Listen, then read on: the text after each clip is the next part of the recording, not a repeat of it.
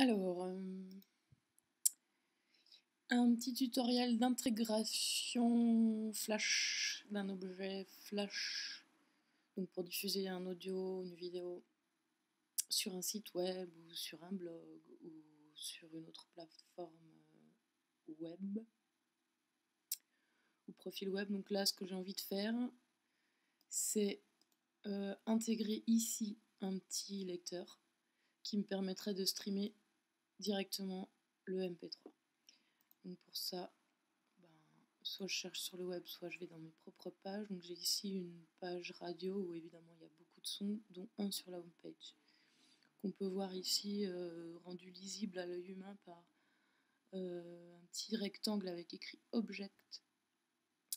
Donc moi je vais aller fouiller dans le code pour récupérer cette partie-là et intégrer mon nouveau son dans ma nouvelle page. Pour ça j'accède au code source.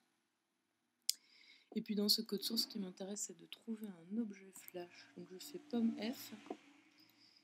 Ici, je tape le mot object parce que je sais que mon objet est appelé par une balise qui porte ce nom.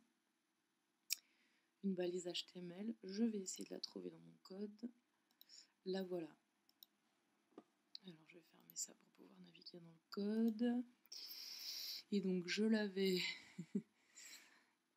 par là. Alors, il m'avait trouvé ça.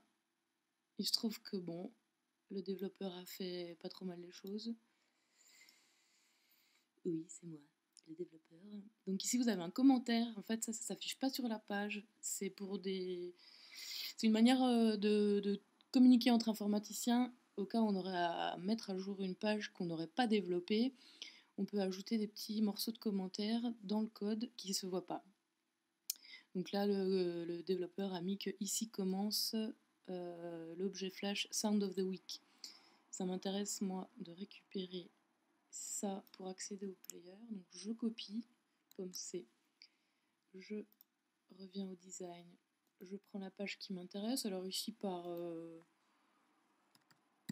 facilité, souvent je mets une petite chaîne de caractères que je suis sûre de trouver qu'ici. Pour la retrouver ensuite, évidemment, là,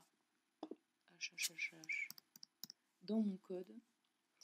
Et donc je vais ici, close, à cet endroit où j'ai marqué coller la balise flash et donc insérer dans ma page un MP3 dont on modifiera par plus tard le nom, et également sont appelés ici un player flash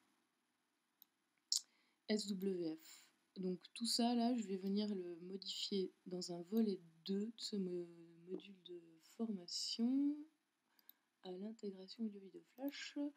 Donc voilà, on va en rester là. Je vous montre que j'ai bien inséré ici ma petite balise. Elle est prête à recevoir mon son. Et on va aussi s'assurer des URL de chaque élément de la page, notamment ici donc le player flash en SWF et le MP3 qui permet de streamer. À tout à l'heure.